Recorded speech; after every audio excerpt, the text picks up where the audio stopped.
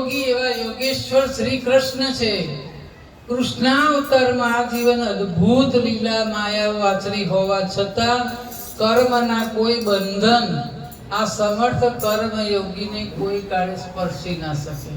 અને છેલ્લે એટલું જ કહીશ કે કૃષ્ણ નામની આવી કોઈ મહાન માનવ વિભૂતિ દ્વાપર યુગમાં સદેહ આ ધરતી પર વિચરતી હોય એવું કદાચ પેઢી માનવા પણ તૈયાર નહીં થાય.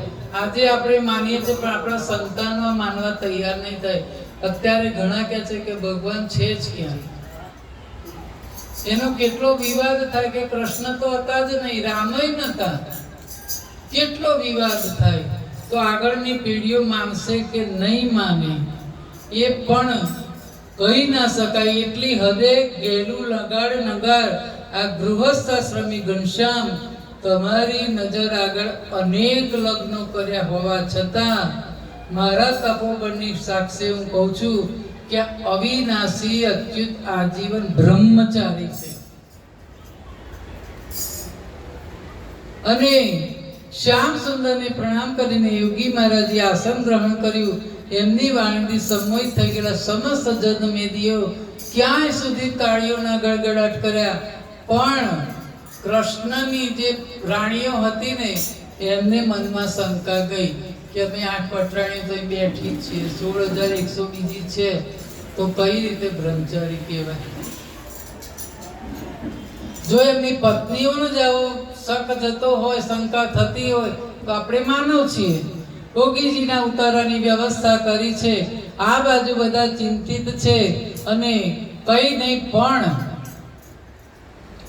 આમાં લક્ષ્મણા હતી અને સત્યા એ બહુ ધ્રુજી ગઈ કે આવું હોય જ નહીં. ભલે ને બધા આ યોગીજી મહારાજ કહેતા એ બ્રહ્મચારી કેવી રીતે માની લેવું.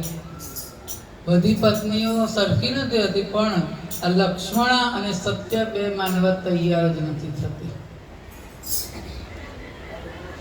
આખું આર્યવર્ત જેનું ઋણી છે અને જેમના ગુણગાન કરતા સંસારી સાધુ ભક્તો જ નહીં પણ આવા વૈરાગી યોગી બાબા પણ થાકતા નથી. એવા અમારા બેની સુભદ્રા ઉકળાનું લે ગમે તેમ તો બેનને ભયનું લાગે. સુભદ્રા કે છે કે આવા વૈરાગી યોગી બાબા એનું ગુણગાન કરતા થાકતા નથી. એવા મારા વડીલ બંધુ કૃષ્ણ ભૈયાને રાત દિવસ એની જોડે રહે છે તો પણ ઓળખી નથી શકતા.